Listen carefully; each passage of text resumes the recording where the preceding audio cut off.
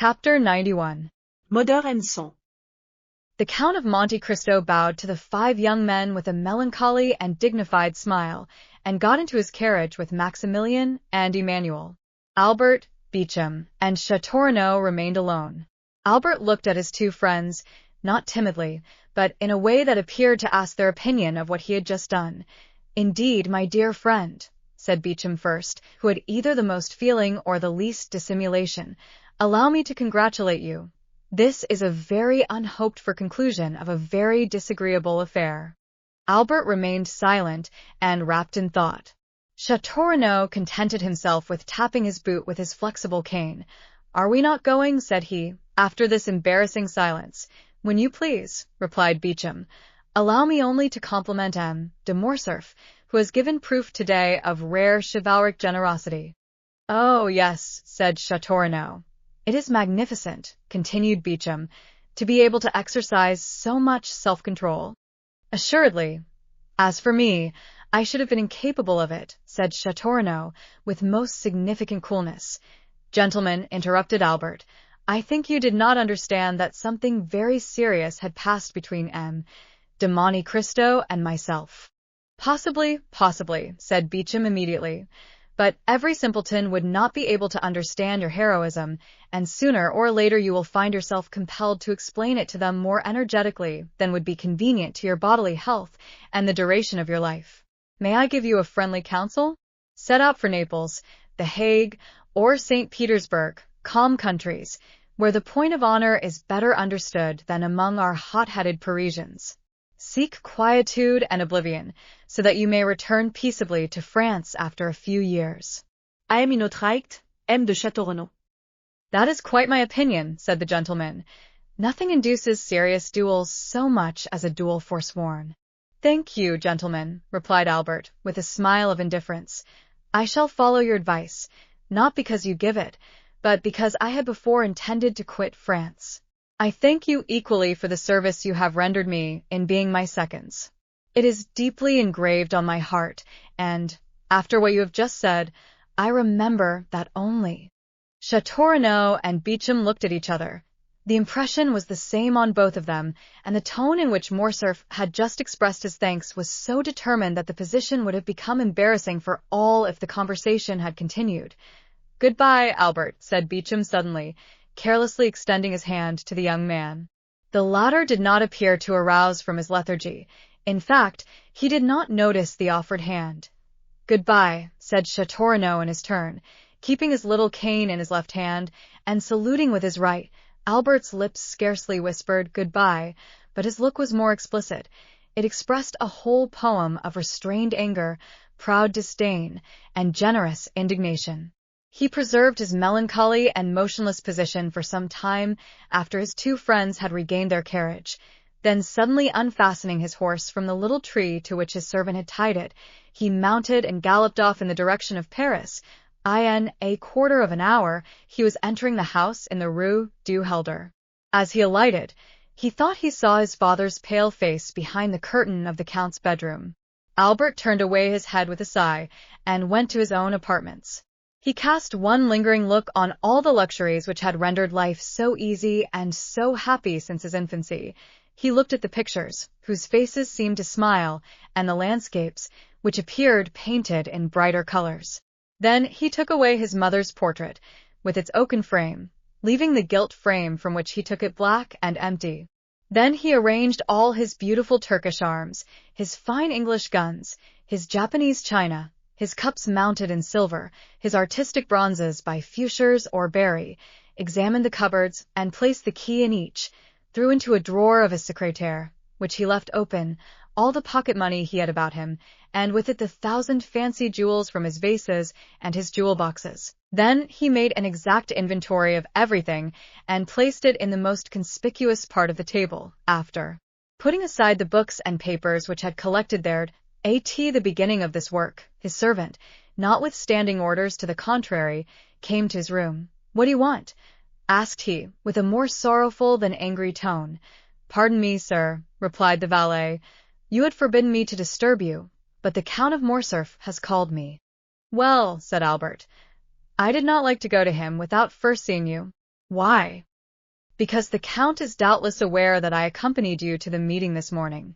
It is probable, said Albert, and since he has sent for me, it is doubtless to question me on what happened there. What must I answer? The truth. Then I shall say the duel did not take place? You will say I apologize to the Count of Monte Cristo. Go. The valet bowed and retired, and Albert returned to his inventory. As he was finishing this work, the sound of horses prancing in the yard and the wheels of a carriage shaking his window attracted his attention. He approached the window and saw his father get into it and drive away. The door was scarcely closed when Albert bent his steps to his mother's room, and no one being there to announce him, he advanced to her bedchamber, and distressed by what he saw and guessed, stopped for one moment at the door. As if the same idea had animated these two beings, Mercédès was doing the same in her apartments that he had just done in his. Everything was in order. Laces, dresses, jewels, linen, money, all were arranged in the drawers, and the Countess was carefully collecting the keys. Albert saw all these preparations and understood them, and exclaiming, "My mother," he threw his arms around her neck. The artist who could have depicted the expression of these two countenances would certainly have made of them a beautiful picture. All these proofs of an energetic resolution, which Albert did not fear on his own account, alarmed him for his mother. "What are you doing?" asked he. "What were you doing?" replied she. "Oh, my mother," exclaimed Albert, so overcome he could scarcely speak. "It is not the same with you and me. You cannot have made the same resolution I have, for I have come to warn you that I bid adieu to your house, and to you." "I also," replied Mercédès, "am going, and I acknowledge I had depended on your accompanying me. Have I deceived myself?" "Mother," said Albert with firmness, "I cannot make you share the fate I have planned for myself. I must live henceforth without rank and fortune, and to begin this hard apprenticeship I must borrow from a friend the loaf I shall eat until I have earned one. So, my dear mother, I am going at once to ask Franz to lend me the small sum I shall require to supply my present wants." "You, my poor child, suffer poverty and hunger?" "Oh, do not say so. It will break my resolutions." "But not mine, mother," replied Albert. "I am young and strong. I believe I am courageous, and since yesterday I have learned the power of will. Alas, my dear mother, some have suffered so much, and yet live, and have raised a new fortune on the ruin of all the promises of happiness which heaven had made them, on the fragments of all the hope which God had given them. I have seen that, mother. I know that from the gulf in which their enemies have plunged them they have risen with so much vigor and glory that in their turn they have ruled their former conquerors, and have punished them. No, mother, from this moment I have done with the past, and accept nothing from it, not even a name, because you can understand that your son cannot bear the name of a man who ought to blush for it before another." "Albert, my child," said Mercédès, "if I had a stronger heart, that is the counsel I would have given you. Your conscience has spoken when my voice became too weak. Listen to its dictates. You had friends, Albert. Break off their acquaintance. But do not despair.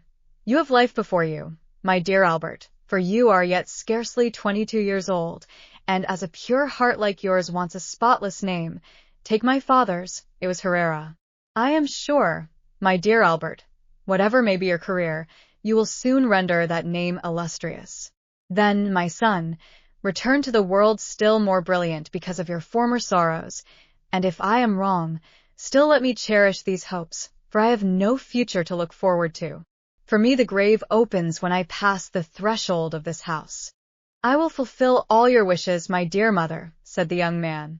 "Yes, I share your hopes. The anger of heaven will not pursue us, since you are pure and I am innocent.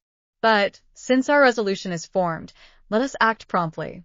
De Morcerf went out about half an hour ago. The opportunity is favorable to avoid an explanation."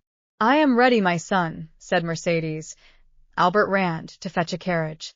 He recollected that there was a small furnished house to let in the Rue de Saints-Pérez, where his mother would find a humble but decent lodging, and thither he intended conducting the Countess. As the carriage stopped at the door, and Albert was alighting, a man approached and gave him a letter. Albert recognized the bearer. From the Count, said Bertuccio. Albert took the letter, opened, and read it, then looked round for Bertuccio, but he was gone. He returned to Mercedes with tears in his eyes and heaving breast, and without uttering a word, he gave her the letter. Mercedes read, Albert, while showing you that I have discovered your plans, I hope also to convince you of my delicacy. You are free. You leave the Count's house, and you take your mother to your home. But reflect, Albert, you owe her more than your poor noble heart can pay her. Keep the struggle for yourself, bear all the suffering, but spare her the trial of poverty which must accompany your first efforts, for she deserves not even the shadow of the misfortune which has this day fallen on her, and Providence is not willing that the innocent should suffer for the guilty. I know you are going to leave the Rue du Helder without taking anything with you. Do not seek to know how I discovered it. I know it, that is sufficient. Now listen, Albert. 24 years ago I returned, proud and joyful, to my country.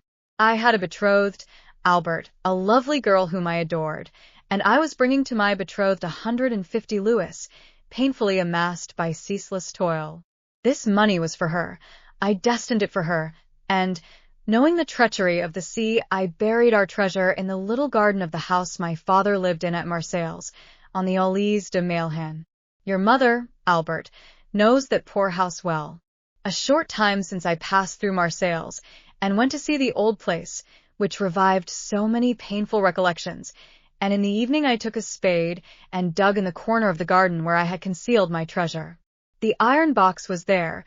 No one had touched it, under a beautiful fig tree my father had planted the day I was born, which overshadowed the spot.